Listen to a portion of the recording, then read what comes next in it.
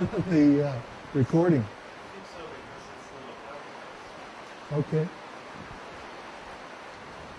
Anyway, this is the rain of mercy. It hasn't rained like this in a long time here. This has been a very, very dry summer. So it's actually God's mercy, because without water, nobody can exist. And the spring that we get our water from here is drying up. We've had problems getting water. Some days we haven't been able to take a shower except with a bucket. So this rain is very welcome. Now, the impersonalists think that God is just an energy or a light or something like that. Actually, their theory is very vague. God is something or other, as long as he's not a person. They're afraid of God being a person, because that would mean that they are also persons eternally. And they don't like that idea because they're suffering. Well, of course they're suffering, because they're atheists. They don't like the idea of God being a person with his own will and his own desires and activities and form and so on. They don't like that idea. Because if God is a person, then he has will. And that means they have to obey God's will, and they don't want to do that. They want to be God themselves. So they have this whole theory that God is impersonal, God is just an energy, God is just a light. And somehow or other, they want to merge with God. They want to become God.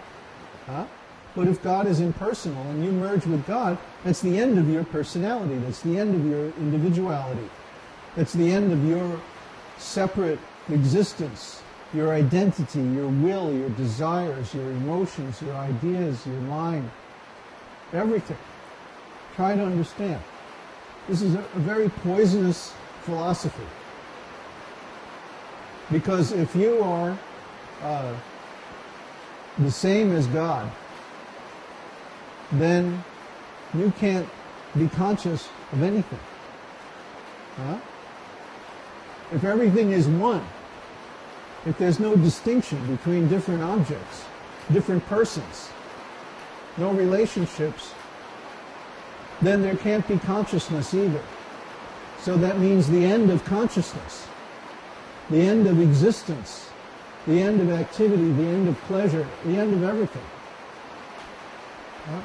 But the devotee says, no, I don't accept this. It's impossible, first of all, because God is a person, eternally. God is omnipresent, omniscient, and omnipotent. Now, the fact that God is omnipotent means that he possesses potencies, omnipotent. To be omnipotent, you have to have potencies, powers, energies. So that means there's a difference between God and his energies. There's a difference between God and his potencies. He controls his potencies by his will. He knows everything that's going on. He's omniscient and omnipresent. He's present everywhere, and he knows everything. So he's controlling everything because his potencies are under his control.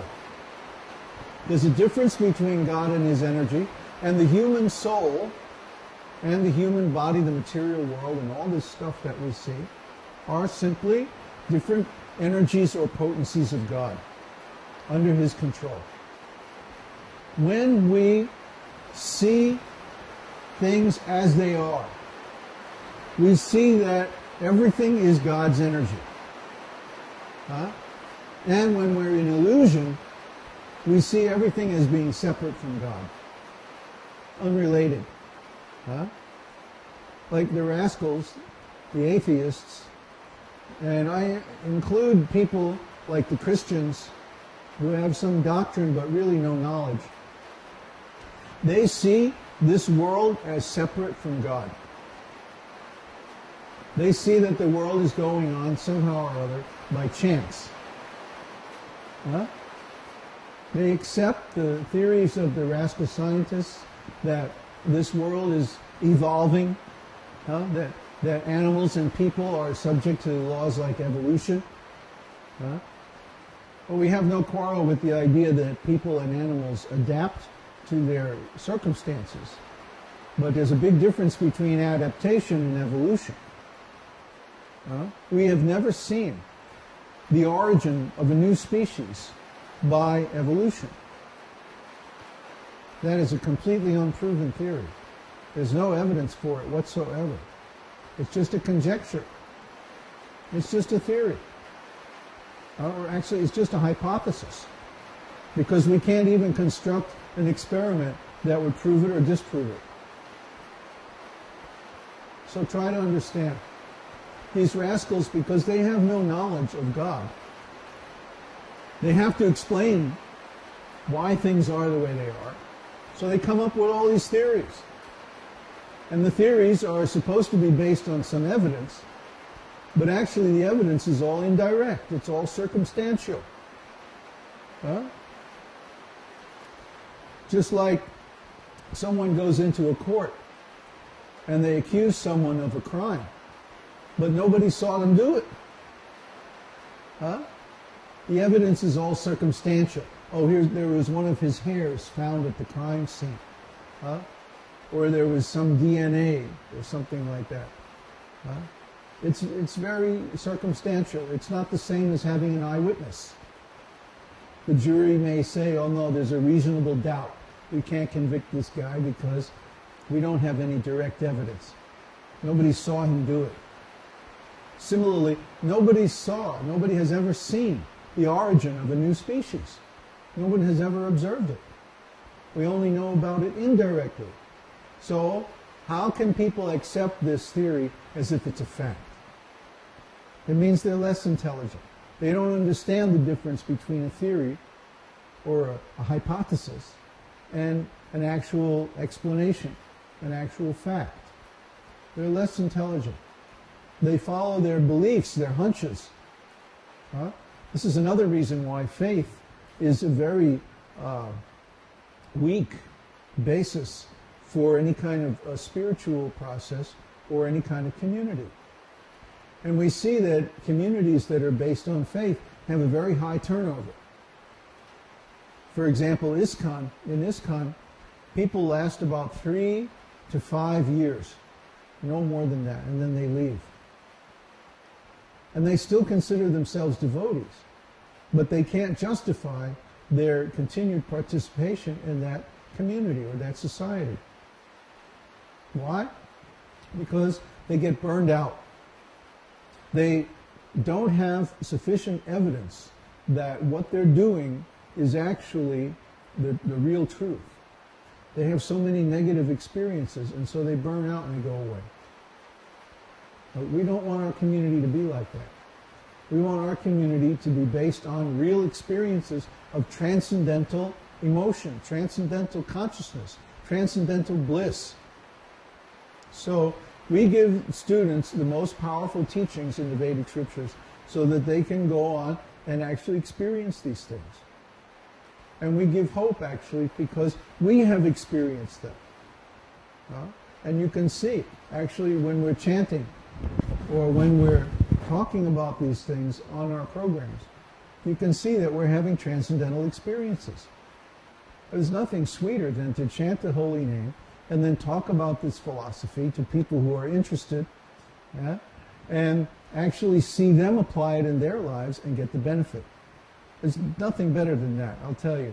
In all of the experiences I've had in this world, there's nothing better than seeing people make advancement in this science. That helping people out by giving them knowledge, and then they make advancement and they improve their lives. There's just nothing like it. There was one guy who wrote about 6 months ago, oh, I'm so poor, I have no money, everything in my life is falling apart, it's all a mess, and it's like that. So I said, well, just chant Vishnu Sahasranam. That's what it's for. The 1,000 names of God. Just chant it. If you can't chant it, that's okay. Just hear it. So he started hearing Vishnu Sahasranam. Now he's chanting Vishnu Sahasranam. And now he has a job, he's getting money, he's in a better situation. He moved out from his old girlfriend who was a complete ridiculous idiot. And now he's so much happier and he's doing so much better. So just see. These methods actually improve your life. And if you put them into practice, you'll get the result. So do put them into practice. Don't just listen to this and say, oh, yes, very nice, and then go on with things the way they were. No. Put them into practice in your life, and you'll experience the same things that we're talking about. And you'll say, wow, how could I have gone so long without this? Well, that's the main feedback that we get from people. It's like, how could I have lived my whole life without this knowledge? This is great. I want more. So people who actually try it, they become